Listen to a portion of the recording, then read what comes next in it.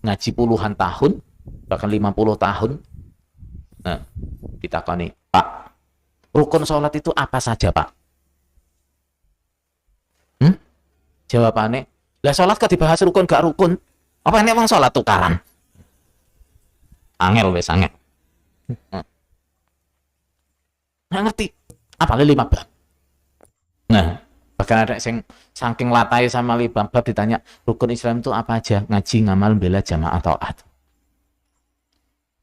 Yang biasa didengar ya, sak dermo krono Allah, apalagi 5 bab, 4 kali keimanan, apalagi 5 syarat kerukunan dan seterusnya. Itu terus yang didengar. Begitu ustadznya bahas masalah tauhid, bingung, tauhid itu apa sih? Ustadznya bahas masalah rububiyah itu apa sih? Nah, seterusnya nggak nyantok apa namanya, kita ketinggalan jauh banget. Itu baru judulnya, istilah depannya sudah nggak paham. Yang notabene sebelah adalah ulama pusat. Begitu belajar di Ma'had Haram, ternyata itu apa? Nah, ternyata di situ tahu ketinggalan kita itu sampai separah itu. Mau daftar masuk Ma'had itu, mau masuk SMP kalau dari kita itu. Sewaktu itu udah umur 24 tahun, mau masuk SMP. Syarat-syarat tes masuknya saja itu loh, belum pernah belajar. Nggih. Nah, padahal itu kalau di sana itu pelajarannya anak SD. Makanya benar kalau seperti Habib siapa? Yang di Kertosono Habib siapa? Ubaidullah Al-Hasani. Nggih. Itu mengatakan, "Allah kok ngapalin rukun Islam, rukun iman ku pelajarannya cah SD." Bener. Cuma sayang, kita sampai rukun Islam, rukun iman pelajarannya cah SD itu sampai nggak ngerti. Makanya kalau ustadz-ustadz yang lain 10 tahun belajar di Timur Tengah sudah selesai apa? Doktoralnya sudah selesai. Untuk pulang dapat gelar S3 doktor. Saya 10 tahun di Mekah cuma dapat S1. Bayangkan kalau yang seperti itu ulama pusatnya, terus yang di daerah, di desa, kelompok kayak apa? Jenengan kalau di sana jangan merasa apa, di Jokam itu istilahnya ilmunya dipersulit, artinya dibatasi, orang pusat itu nggak mau nyampaikan semua ilmunya, jangan kira begitu. Ilmunya itu dari pusat sampai kelompok itu sama. Jangan nggak diajari neko-neko itu karena juga enak sing diajar nih.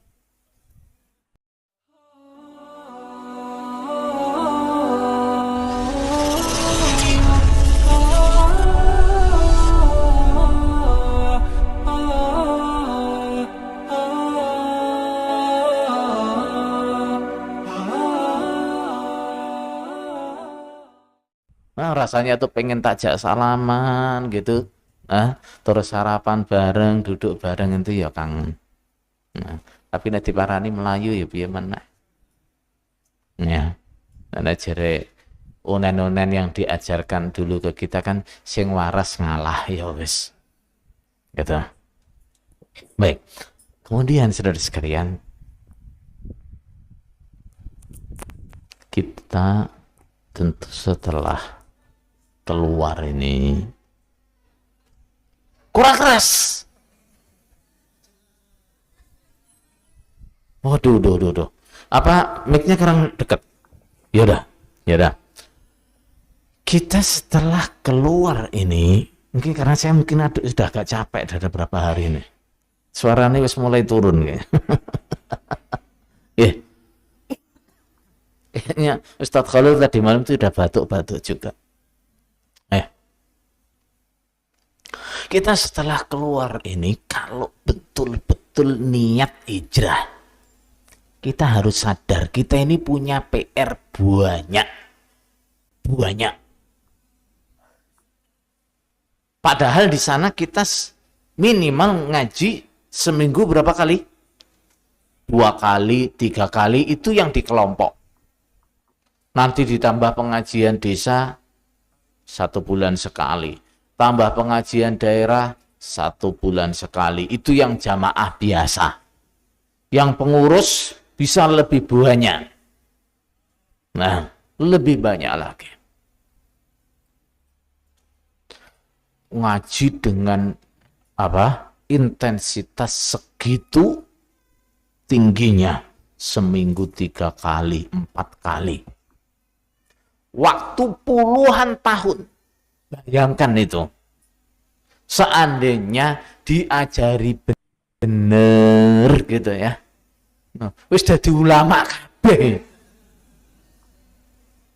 Dadi ulama kabeh. Tetapi ngaji puluhan tahun, bahkan 50 tahun,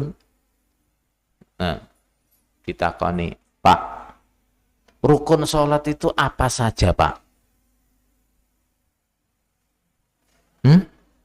Jawabannya, lah sholat kok dibahas rukun gak rukun?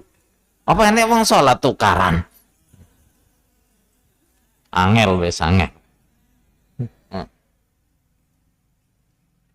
Nggak ngerti. Apalagi 5 bab. Nah, bahkan ada yang saking latai sama 5 bab ditanya, rukun Islam itu apa aja? Ngaji, ngamal, bela, jamaah, taat.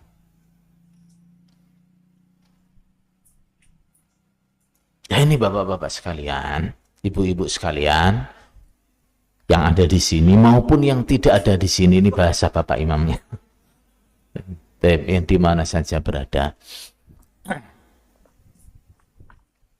Ini kan ibarat anak sekolah. Kita ini dibikin nggak naik kelas sudah sampai puluhan tahun.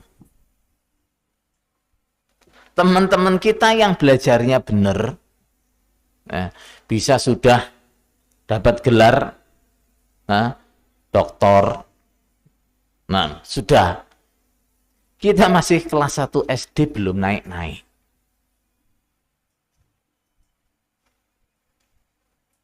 Dibikin seperti itu akhirnya.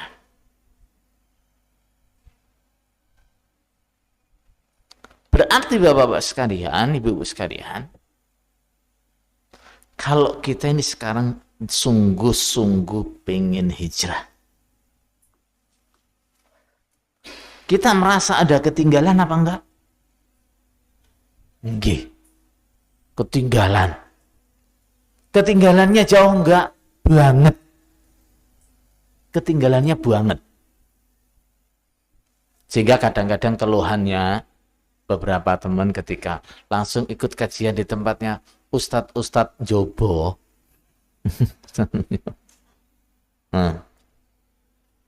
Keluhannya adalah apa? Kadang nggak paham apa yang dibahas.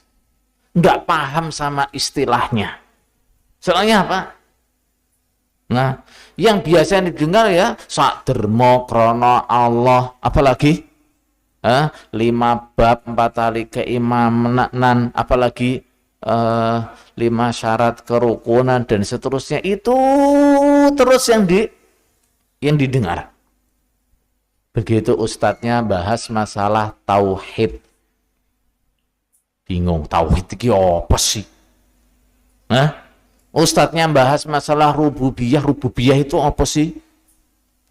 Dan seterusnya, gak nyantok apa namanya, kita ketinggalan jauh banget. Itu baru judulnya, istilah depannya sudah nggak paham, belum bahasan dalamnya. Ini menunjukkan apa? Ketinggalan yang terlampau jauh. Akibat kita terlalu lama nggak naik kelas. Nah, terlalu lama nggak naik kelas. Bapak-bapak, tidak hanya panjenengan. Saya itu, Ustadz Khalil, Ustadz Aziz, saya dan beberapa teman, yang notabene sebenarnya adalah ulama pusat.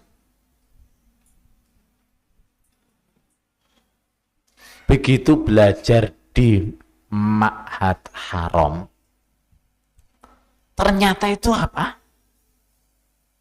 Nah, ternyata di situ tahu ketinggalan kita itu sampai separah itu. Mau daftar masuk Ma'had itu, mau masuk SMP kalau dari kita itu, Saya waktu itu udah umur 24 tahun, mau masuk SMP. Syarat-syarat tes masuknya saja itu loh, belum pernah belajar. Nggih. Nah, padahal itu kalau di sana itu pelajarannya anak SD. Makanya benar kalau seperti Habib siapa? Yang di Kertosono Habib siapa? Ubaidullah Al-Hasani. Nggih. Itu mengatakan, Allah kok ngapal nih rukun Islam, rukun iman ku pelajarannya cah SD, bener. Cuma sayang, kita sampai rukun Islam, rukun iman pelajarannya cah SD itu sampai nggak ngerti. Yeah. Dan itu saya ngalami itu. Mau masuk kelas SMP itu gedandapan. Ngerti gedandapan deh? Kelabakan. Nah, kelabakan. Untung waktu itu tuh masih ada waktu 1 bulan lebih buat persiapan belajar oposisi sing disyaratnya itu. Lah syarat masuk waktu itu tesnya itu 1 hafalan matan al-ajurumiyah. Orang tahu belajar. Buka ya baru waktu itu. Baik. Hafalan usul salasah. Terus hafalan Arba'un Nawawiyah. Jenengan sampun hafalan niku dereng. Dereng. Dadi ki mlebu SMP cek durung lulus iki. Ini. Jadi ilmu-ilmu seperti itu, nah, kita ketinggalan jauh, belum pernah belajar bahkan. Makanya kalau ustadz-ustadz yang lain 10 tahun belajar di Timur Tengah sudah selesai apa? Doktoralnya sudah selesai.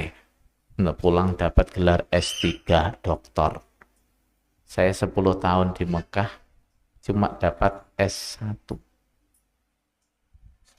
Nah, ini ketinggalan yang luar biasa. Bayangkan kalau yang seperti itu ulama pusatnya, terus yang di daerah, di desa, kelompok kayak apa? Ini. Jadi jenengan kalau di sana jangan merasa apa di Jokam itu istilahnya ilmunya bukan dipersulit, artinya dibatasi, orang pusat itu nggak mau nyampaikan semua ilmunya, jangan kira begitu. Ilmunya itu dari pusat sampai kelompok itu sama. Jangan nggak diajari neko-neko itu karena juga enek sing diajar nih.